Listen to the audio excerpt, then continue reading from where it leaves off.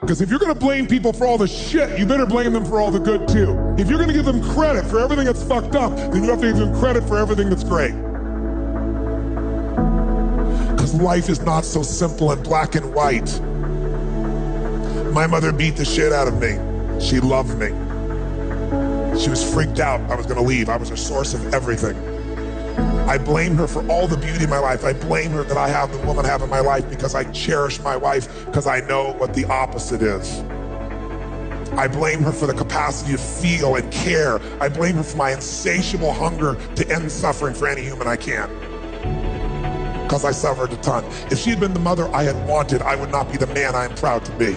If we can realize that life is always happening for us, not to us, game over. All the pain and suffering disappears. You know, any success program that I've ever had the good fortune to go through, whether it be a good book, a good set of tapes, a good seminar, almost every single one talks about the power of goal setting. Why? Because it's a fundamental key to all lifelong success plans you could possibly imagine. The challenge, of course, is we hear it so often, we tend to take it just a little bit for granted, don't we? I mean, you get yourself in the point where you've heard it so often, you go, please don't talk about goal setting.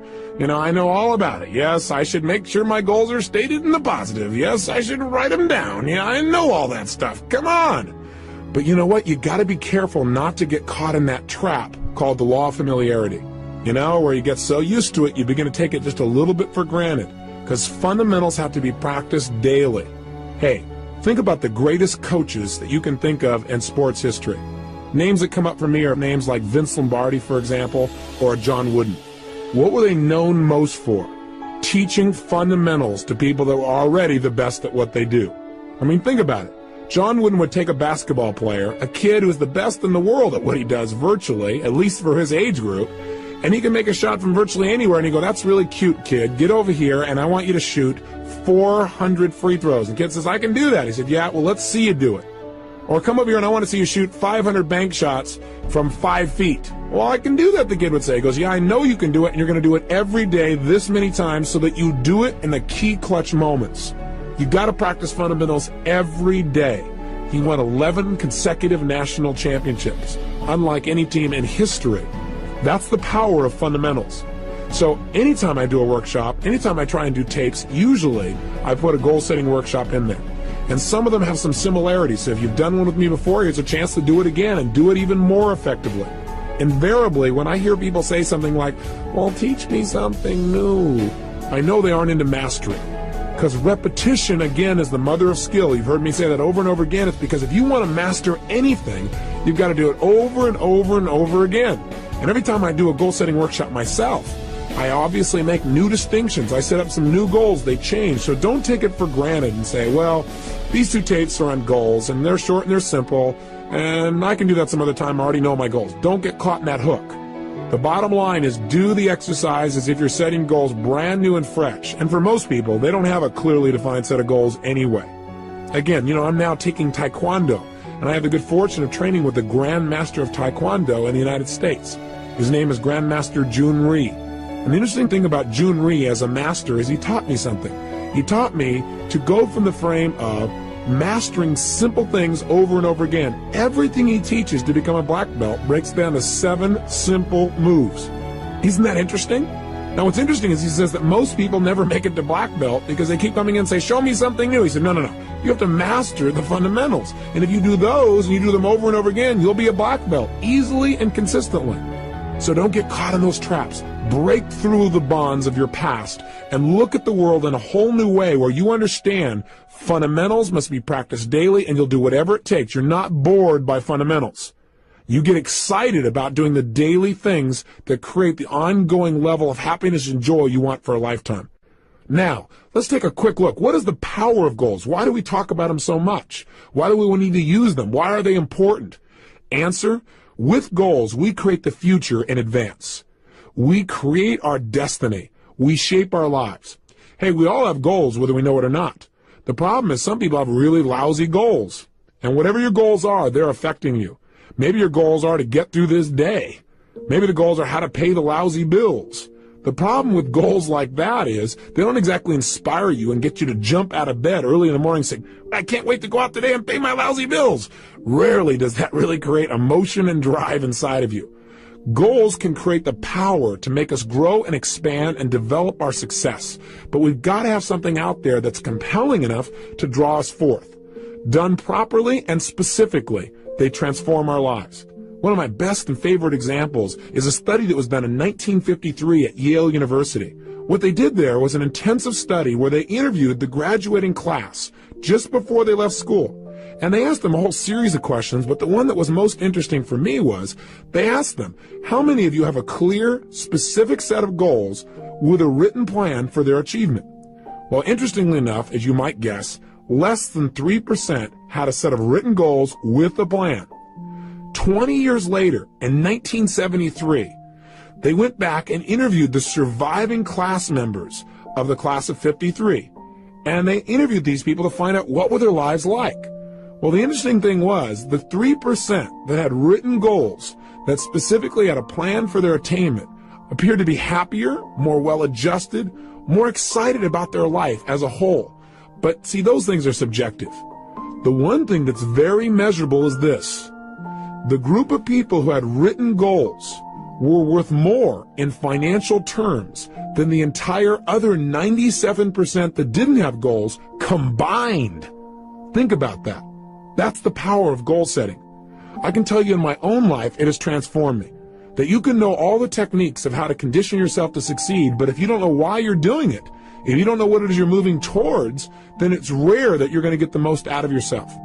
Years ago, I had the unique good fortune as I began to study some of these technologies for optimum performance. I was invited to go to Russia, and I spent over there approximately 2 weeks. During that time, I got a chance to explore many aspects of Russia. I got to go to the universities. I got the chance to meet with some of the people who were involved in optimum performance technologies. And in the process of doing that, I found myself on one stretch where I was on the Trans-Siberian Railway, where I was going literally from Moscow all the way to Siberia and then back to Leningrad again. We're talking about a large stretch of land and a lot of time to just think. During that time, I was just starting to develop some of my personal power. I really hadn't created my life the way I wanted it, but I felt like there were some possibilities out there for me. I was still living in my 400 square foot bachelor apartment. I was still overweight. I was still in a position where I really didn't have my life where I wanted it in terms of my relationships. But on that trip, for 2.5 days, all I did was set goals. And then for another 2 or 3 days, all I did was design plans on how I was going to achieve them. And I set goals that were well beyond my present ability or skill. I had no idea how I was going to make them happen. And that's important. But I operated from a principle that's talked about in every religion known to man. So regardless of what you believe religiously or spiritually, it's a common law. And that is the power of absolute total belief and faith. I operated from the frame that if I could get inspired enough, if I found a goal that was exciting enough for me, I would figure out how to make it happen. Even though right now it might seem impossible, I would pull it off.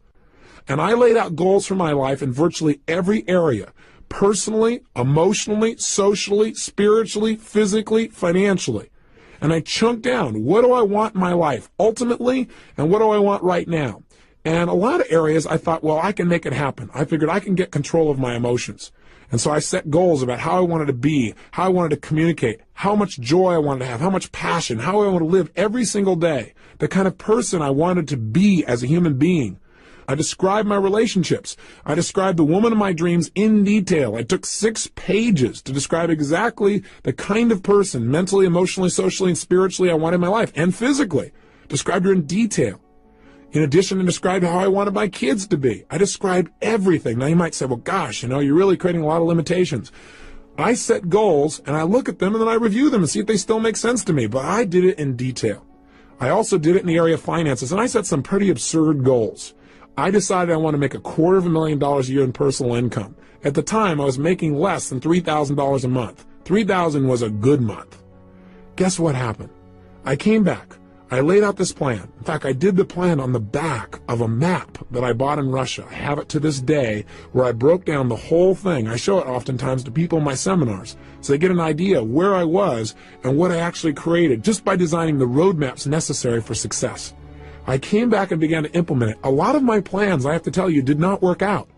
But I achieved over 80% of my goals in less than 12 months. I mean, massive change. I went well beyond anything I dreamed of. I changed myself physically. I lost all the weight. I changed myself emotionally and developed the confidence that was necessary. I changed myself in my relationships massively. I attracted the woman of my dreams. I married her about a year after that. I had decided I wanted to have 4 kids. I got 3 instantly. What a deal. I was on a roll. I took myself from totally broke financially to over $1 million net worth in less than 12 months. You talk about massive change. My life changed in every level. I mean, I can tell you how much my confidence changed, but you might go, oh, big deal. But it did. My level of confidence, my level of faith, my ability to create rapport changed radically. I mean, and I also set thing goals besides my personal development goals because I had felt confident that I could probably accomplish some of the development within myself. But I felt like I can control that. I can't control the outside world or my economics or the ability to get things. That was my hang-up at the time. I set goals for things like I was going to have a limousine, a stretched limousine. I mean, how absurd. I had a car that was breaking down continuously. I had a stretched limousine within 6 months. I mean, I'm talking about massive, massive change. I mean, you can't imagine the kind of miracles that happen. I know this sounds fluffy and bizarre, but it really works. I remember when the first time I went to Fiji. I mean, it's my favorite place in the world. I thought, I've been everywhere. I've been to most of the major countries in the world. This is the most beautiful, amazing land I've ever been to. I gotta own a piece of property on this specific island. I never would have thought in a million years that 2 years later, after setting that goal, I'd own an island. Or that I own a resort in Namali. It's one of the top 3 resorts in Fiji now. And I go there 4 times a year with 20 of my best friends, and we all have a blast. And we set our goals there. We relook at our lives and balance it and have fun. I mean, it's amazing. But if you were to try to tell me that 2 years earlier, I would have said, you are absolutely insane. You're nuts. There's just no way. I mean, get real. And I'm here to tell you, don't get real. Get intelligent. Because what's real to you today is based on your past experiences. And if you limit your future based on your past, you're not going to go anywhere. You got to get the goals that are big enough to drive you, to excite you.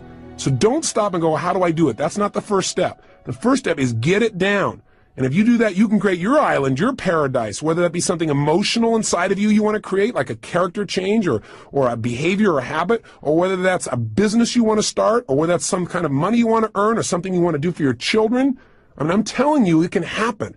The magic that you've heard about and dreamed about is real, and it starts with a simplistic process of taking these generalized impulses of desire and starting to define them with more precision. This is the power of goal setting.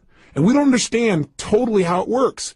There's something beyond just what we understand of writing something down. Something happens. You become a creator when you write down goals and you get clear as to absolutely why you make them happen. And by the way, that's the key that we're going to touch on here in detail. We've got to make sure that you not only set goals, but you get absolutely clear why you want them. Because there's a fundamental key to goal setting that changed my life, and that is this. Purpose is stronger than outcome. What do I mean? Well, I think that the purpose of goals is not so you get things. The purpose of any goal, the real reason to set goals, is what they will make of you as a person. Hey, look, at the end of your life, all the things that you accumulate are not going to make you happy. At the end of your life, all you're going to have is who you've become as a person, the moments you've created in your life that you'll never forget. So some people in life, they go out and set goals and they do it blindly. They say, these are all things I want to have in my life. And they focus, let's say, on things. And there's nothing wrong with focusing on things. I want you to have as many things as you want. That's part of life too. That's part of the manifestation process of creating results. But if all you do is focus on getting things, it may cost you. Some people in their desire to get things have given up their own integrity of who they want to be, of what they want to create in their life. And you got to be careful of that. You got to make sure when you set a goal, you know why you're doing it. Hey, you might work real hard, for example, to do something thing-oriented. Let's say you want to make $1 million. But see, $1 million only motivates you so much. Becoming the kind of person who is able to manifest total abundance financially and physically for themselves and the people around them, that's rather exciting. having the freedom that you think the money will give you, or having the ability to give, or having the ability to do things that you think that money will give you, or having more time, that'll motivate you a lot more than just the money. Does that make sense? The problem with setting goals is, one, most people take them for granted. They don't do it seriously, and they don't do it consistently. They do it once a year, and they do it at New Year's. They run into the New Year's syndrome. They set a goal, and they don't even look at it till a year later, and they go, oops, I kind of screwed up, and they set a new one. So they have no power. Secondly, they don't realize the power of goals. They take it lightly. They go, well, yeah, I got these goals, but they don't make sure that they get it inside their head where it's absolutely real for them. They don't realize that when they set a goal, they're now creating something in life. And finally, the biggest challenge, I think, is that these people don't know why they're going for their goals. So the object, the goal itself, they get enthusiastic for a while and then it dies out. Again, why is different for everyone, but you got to find out the reasons. I believe this. Reasons come first, answers come second. If you get a big enough reasons to do something, to accomplish something, you can figure out how to do it. But if all you do is set up a goal and say, oh gosh, how am I going to go about it? You're not going to be inspired enough. It's not going to be compelling enough for you to really create long-term results. Every great success I know has figured out the why behind their goals, and that's their power. So in our process on the next tape tomorrow, when we do the goal-setting workshop itself, we're going to spend a good deal of time focusing on why do we want these goals after we've identified them, and secondly, how we're going to go about making it happen. But that's secondly. We're going to start from the frame that we can achieve anything as soon as we think of it. Somebody once pointed out to me a long time ago that desire in its Latin form means of the Father. Desire. I thought that's interesting.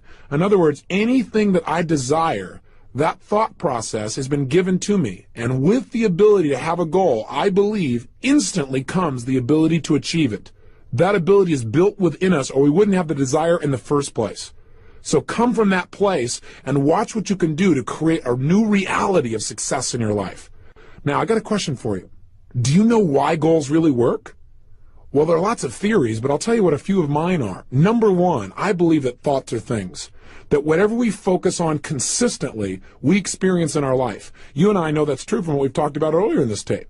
That if I pay attention to one area of my life and I focus on it, that's what's going to be real for me. That's what I'm going to feel.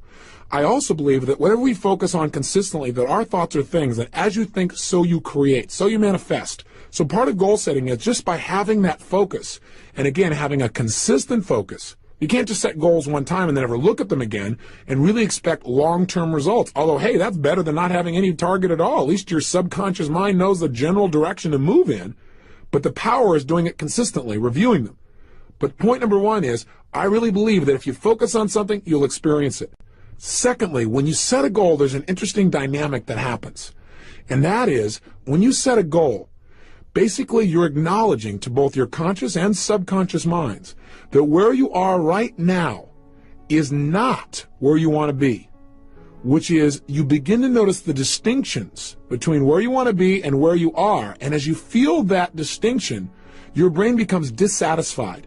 And part of what motivates human action is a sense of dissatisfaction. I mean, hey, when you're totally comfortable and relaxed, feeling pleasure, you're not super motivated to do whatever it takes to make things happen, generally, as a generalization. However, when we get dissatisfied, that's when we got some real power. In fact, I tell most people, in life, one of the biggest traps that most people fall into is called success. For a lot of people, success is a trap. Because what happens is when they get successful, oftentimes they tend to party. When they fail, they tend to ponder. And out of that pondering, sometimes they make some new distinctions. Dissatisfaction is a power that you want to take advantage of, not something for you to try and hide yourself out from.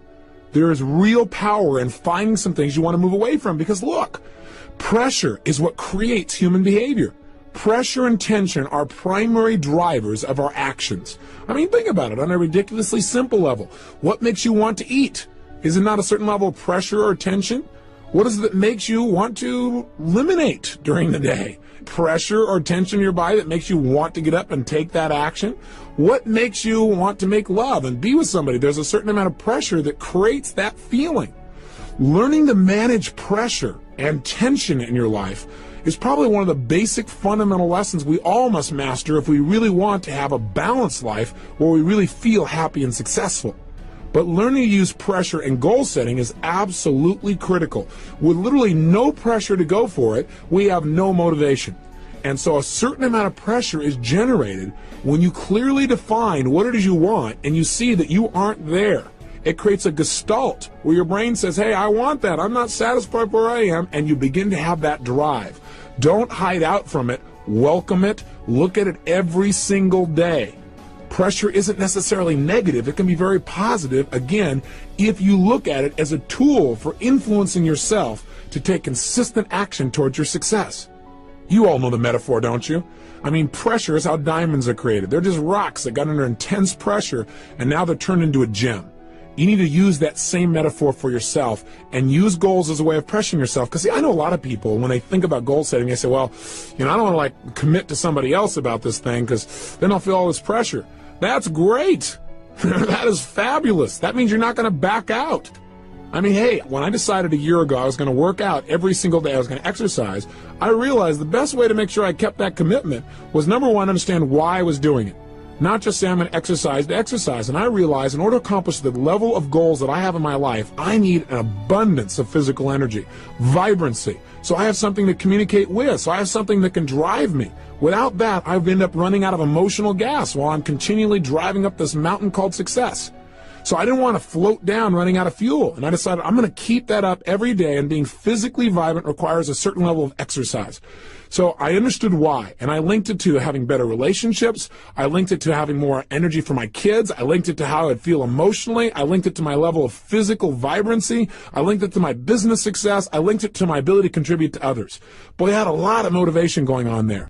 But in addition, what I also did is I used pressure, and I went around and on several of my programs, specifically on one I do for business people especially, called The Power to Influence, one for salespeople.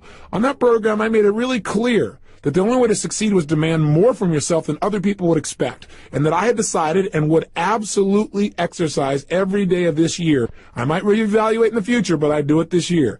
And I've kept it, and I'm telling it to you too, so I have to commit even more. I don't have a way to turn back. Do you follow me? Use pressure to your advantage. Use committing to certain people to your advantage, people that will not let you off the hook. That's part of the why. Sometimes you don't feel like doing anymore, and the only why is, hey, because I don't want to not keep my word. That's okay. Whatever it takes to get you to follow through and create results. So this tape today is designed for primarily only one purpose, and that is to get you clear on the power of goal setting, what it can do to change you, and the critical element to success and goals, and that is creating a strong enough why and enough pressure to follow through. One of the ways we can create a strong enough why, by the way, is not just to write down the positive whys. In other words, gosh, I want this goal because it'll give me this and this in my life, or I'll be able to contribute this and that. But in addition, I've learned to create some of the quote-unquote negative whys, something I never would have done years ago. I'd say, God, that's being a negative person. But what I mean specifically is, when I set goals now, I not only write down why I'm absolutely committed to making that goal a reality, but I also now write down, why am I going to get this? And I do it from the frame of, if I don't achieve this, what would it cost me? And I get a list of whys, of prices I'd have to pay not to have the goal. Because, see, what we want to do to get ourselves to succeed is link pleasure to getting the goal and pain to not getting the goal. That way, our brain will be driven to use all of our resources to make it happen. Does that make sense to you? So I know for some of you it may sound negative to say, well, what would it cost me if it didn't happen? But I think if you understand how the human brain works, we want to use the carrot and the stick. Hey, we're in charge. We can do this with anything with ourselves. And if we don't like our goals, we can change them at any time. Part of the power of goal setting is flexibility. Not just getting stuck because years ago you set a goal, reevaluating and saying, based on where I am and now in my life, is that still the right goal for me? Is that the right direction? I encourage people to set goals no less than twice a year, and I have them review their goals in detail at least once a month and review their top goals daily. It is that kind of consistent review that will keep you on track and produce those results that you're committed to. So right now, the purpose again today is to get you clear on how to unleash this power. And part of that power is the power of why. Why do you want things on the positive? And the power of being dissatisfied. So here's your exercise for today, and then tomorrow we're going to actually unleash you into a goal-setting workshop. And you might want to review and listen to this tape again so you're inspired when you go to do that exercise, because I want you to really come to life and know you're about to create real results when you start that workshop. Today, though, pull out your success journal, and here's your assignment. What I'd like you to do is I want you to write down 2 things. Number 1, what are some of the areas of your life you are dissatisfied with? Now, I don't want you to feel bad, real negative about it, but just be honest with yourself. What are some of the areas of your life that are not enough? It's not good enough. It's not where you deserve it to be. It's not where you're committed to having it be. Take a look at yourself physically, emotionally, spiritually, intellectually, financially, in your relationships. So the question I want you to ask yourself is, what's not good in my life? What am I not satisfied with? And get inspired as you write it down, because whatever you write down, you're going to be able to change. And that's number 1. And make a good list of things you're dissatisfied with. That'll create some pressure inside of you to create some powerful new goals. And number 2, write down, what kind of beliefs would I have to have? What are a couple of additional beliefs, since we've talked about that earlier? What are 2 or 3 other beliefs that I would probably need to have in order to really set goals and achieve them? What are 2 or 3 new beliefs I'd need to live by in order to really start achieving my goals? That's your simple assignment for today. Just leave today with a focus on getting big enough whys. The power of why is the power to achieve your dreams. I'll see you tomorrow. Remember, live with passion. And would absolutely exercise every day of this year. I might reevaluate in the future, but I do it this year. And I've kept it, and I'm telling it to you too, so I have to commit even more. I don't have a way to turn back. Do you follow me? Use pressure to your advantage. Use committing to certain people to your advantage, people that will not let you off the hook. That's part of the why. Sometimes you don't feel like doing anymore, and the only why is, hey, because I don't want to not keep my word. That's okay. Whatever it takes to get you to follow through and create results. So this tape today is designed for primarily only one purpose, and that is to get you clear on the power of goal setting, what it can do to change you, and the critical element to success and goals, and that is creating a strong enough why and enough pressure to follow through. One of the ways we can create a strong enough why, by the way, is not just to write down the positive whys. In other words, gosh, I want this goal because it'll give me this and this in my life, or I'll be able to contribute this and that. But in addition, I've learned to create some of the quote-unquote negative whys, something I never would have done years ago. I'd say, God, that's being a negative person. But what I mean specifically is, when I set goals now, I not only write down why I'm absolutely committed to making that goal a reality, but I also now write down, why am I going to get this? And I do it from the frame of, if I don't achieve this, what would it cost me? And I get a list of whys, of prices I'd have to pay not to have the goal. Because see, what we want to do to get ourselves to succeed is link pleasure to getting the goal and pain to not getting the goal. That way our brain will be driven to use all of our resources to make it happen. Does that make sense to you? So I know for some of you it may sound negative to say, well, what would it cost me if it didn't happen? But I think if you understand how the human brain works, we want to use the carrot and the stick. Hey, we're in charge. We can do this with anything with ourselves. And if we don't like our goals, we can change them at any time. Part of the power of goal setting is flexibility. Not just getting stuck because years ago you set a goal, reevaluating and saying, based on where I am and now in my life, is that still the right goal for me? Is that the right direction? I encourage people to set goals no less than twice a year. And I have them review their goals in detail at least once a month and review their top goals daily. It is that kind of consistent review that will keep you on track and produce those results that you're committed to. So right now, the purpose again today is to get you clear on how to unleash this power. And part of that power is the power of why. Why do you want things on the positive? And the power of being dissatisfied. So here's your exercise for today. And then tomorrow we're going to actually unleash you into a goal-setting workshop. And you might want to review and listen to this tape again so you're inspired when you go to do that exercise, because I want you to really come to life and know you're about to create real results when you start that workshop. Today, though, pull out your success journal, and here's your assignment. What I'd like you to do is I want you to write down 2 things. Number 1, what are some of the areas of your life you are dissatisfied with? Now, I don't want you to feel bad, real negative about it, but just be honest with yourself. What are some of the areas of your life that are not enough? It's not good enough. It's not where you deserve it to be. It's not where you're committed to having it be. Take a look at yourself physically, emotionally, spiritually, intellectually, financially, in your relationships. So the question I want you to ask yourself is, what's not good in my life? What am I not satisfied with? And get inspired as you write it down, because whatever you write down, you're going to be able to change. And that's number one. And make a good list of things you're dissatisfied with. That'll create some pressure inside of you to create some powerful new goals. And number two, write down, what kind of beliefs would I have to have? What are a couple of additional beliefs? Since we've talked about that earlier, what are 2 or 3 other beliefs that I would probably need to have in order to really set goals and achieve them? What are 2 or 3 new beliefs I'd need to live by in order to really start achieving my goals? That's your simple assignment for today.